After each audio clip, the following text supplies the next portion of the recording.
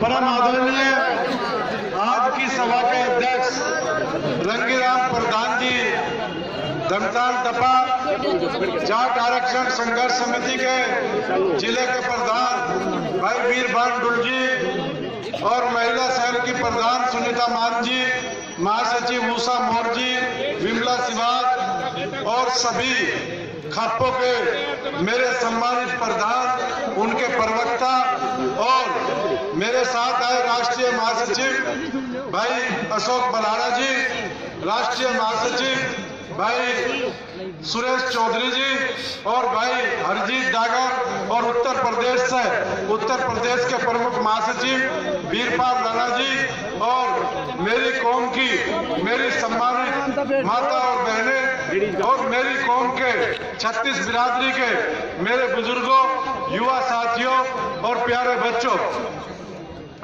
ये लड़ाई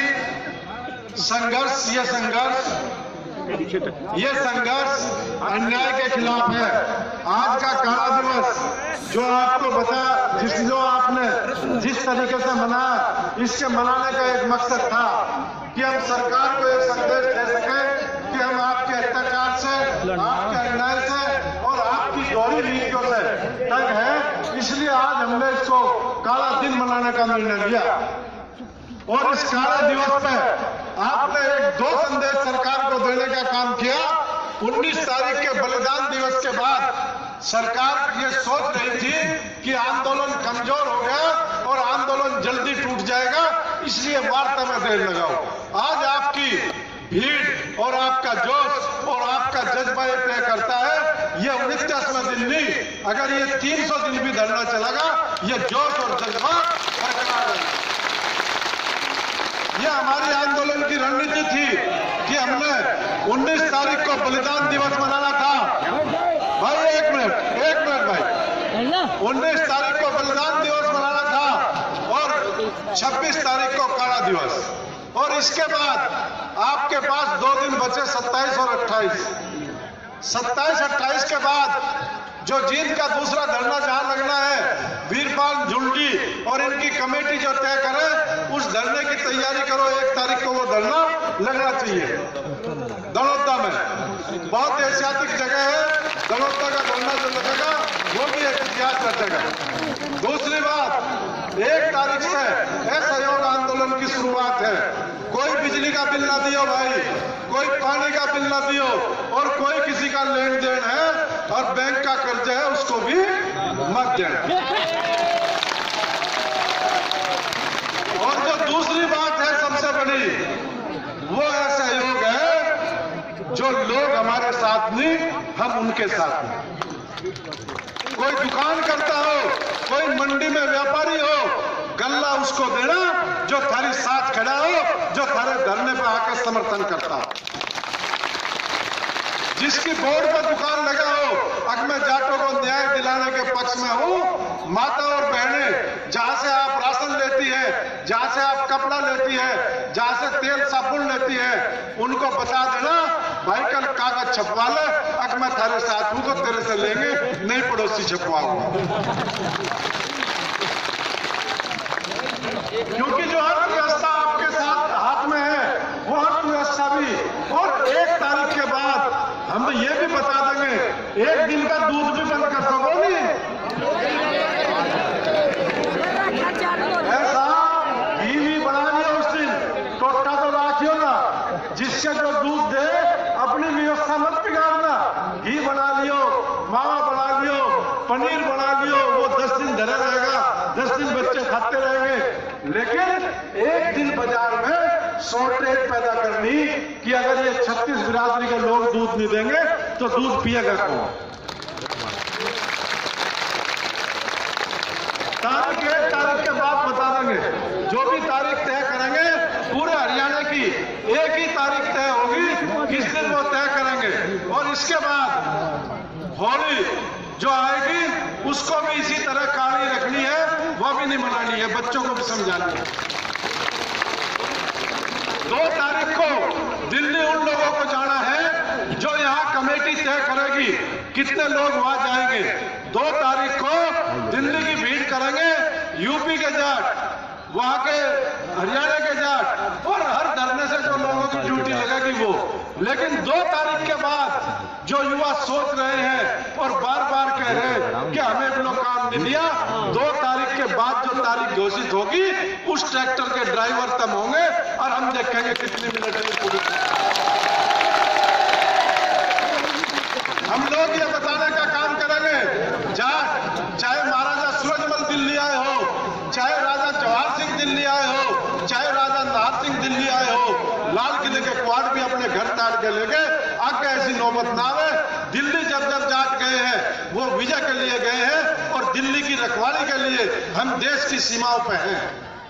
36 बिरादरी के गांव किसान के भाई अगर देश की सीमा पर छाती अड़ाए खड़ा तो वो 36 बिरादरी के गरीब और किसान और मजदूर का बेटा खड़ा है। हम लोग ये भी बताने का काम करेंगे कि जिस बार जो दिल्ली जाटों के नेतृत्व में और जाटों का कंधे से कंधा मिला के जब 36 बिरादरी के भाई चलेंगे, बलहारा साहब ने बताया कुछ चीज कही जाती है और कुछ चीज करी जाती है। मैं कहता हूं कुछ कहेंगे भी करेंगे भी और करेंगे भी। 2 तारीख को तो हम लोग ये बताने जाएंगे कि किस तारीख को आ रहे, जिससे सरकार भी तैयारी कर ले, कल को सरकार न कह दे कि चांद तक दिल्ली में घुस गए। और भाई कोई ऐसी बात नहीं है, मुरादाबाद के 200 जाट थे, 15 मिनट में गृह मंत्री के घर पे कब्जा कर लिया था। जब दिल्ली में 5 करोड़ घुसेंगे तो किस किस चीज पर कब्जा होगा यह निशान। और जब ये मूवमेंट शुरू होगा, जब ये ट्रैक्टर ट्रॉली शुरू होगी, उसके बाद धरने 8 दिन चले, 10 दिन चले, 15 दिन चले, हम तो रहेंगे लड़ाई के मैदान में और माता बहनी धरनों का संचालन करेंगे। भाई धरनों का 16-17 साल से कम का बच्चा और माताओं बहनों पर इन धरनों की बागडोर होगी।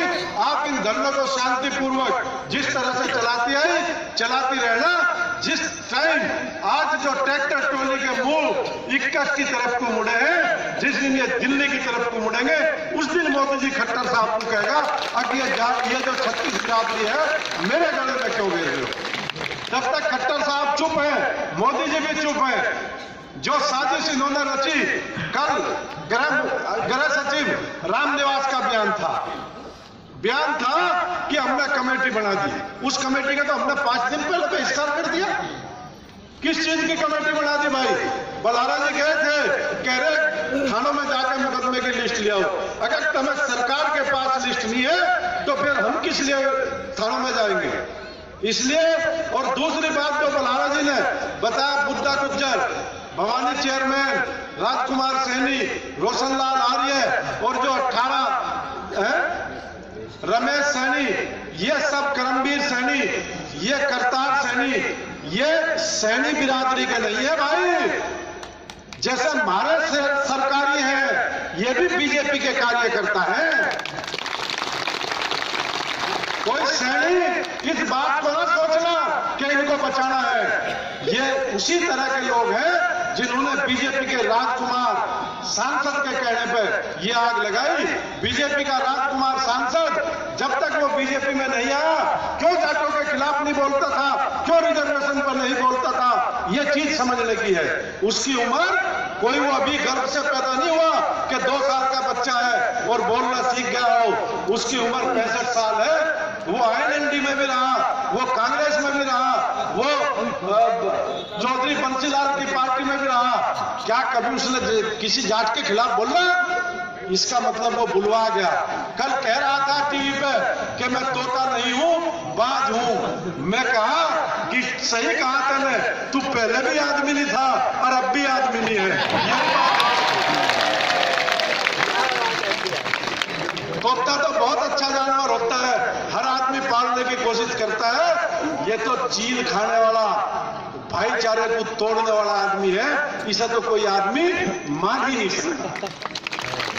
एक चेतावनी और दे रहा था कल कि धरने खा लो और श्वेत पत्र जारी कर दो।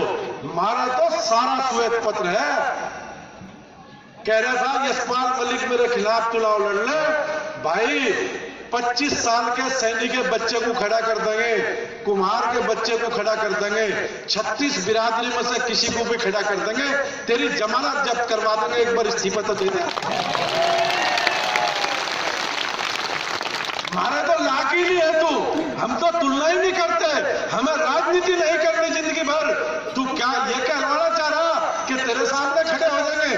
अरे भाई, तेरे जैसे आदमी को रोटी टुकड़ों में पलने वाला तोते की जगह बाज, उसे भी तो कोई ख्वाही रहा पड़े हुए को। इसलिए बहुत समय मैंने आपका लिया। 1 तारीख से परिवर्तन का दिन है, उस 1 तारीख को धरने की भी तैयारी करो और असहयोग आंदोलन। बहन जी, सारी बात असहयोग की सही है, मान लोगे? दुकानदारों को आज से ही जिससे भी नमक तेल हल्दी पल्दी लेनी है, देखो भाई 2 दिन है, पर्ची लिख के लगवाना कि मैं न्याय के पक्ष में हूँ। आप सबका बहुत बहुत धन्यवाद और देर के लिए मैं माफी भी चाहूंगा। और जो हिम्मत, एक बात कहूंगा, मैं जब भी हरियाणा में आया, 10 साल से हरियाणा में आना, मेरा आना शुरू हुआ 11वां साल में चल रहा है। भाई एक मिनट रुक जाओ, मंच वाले बैठो। मुझे हर आदमी ये कहता था कि मलिक साहब, जिस दिन जीत खड़ा हो गया, हर आदमी की राजनीतिक दल की इच्छा यह होती है कि मैं जीत में जाऊं और जीत के लोग मेरे साथ हो जाए, और जिसके साथ जीत के लोग हो गए उसका बेड़ा पार आ गया। अब मैं ये कहता हूं कि जीत के लोगों के हाथ में आरक्षण आ गया, आरक्षण का बेड़ा आ गया, अब ये जरूर पार होगा। और इसमें सबसे ज्यादा भागीदारी हमारे माता और बहनों की और बच्चों की है। इस बात को और मैं तारीफ करता हूं। आप सबका बहुत बहुत धन्यवाद। जय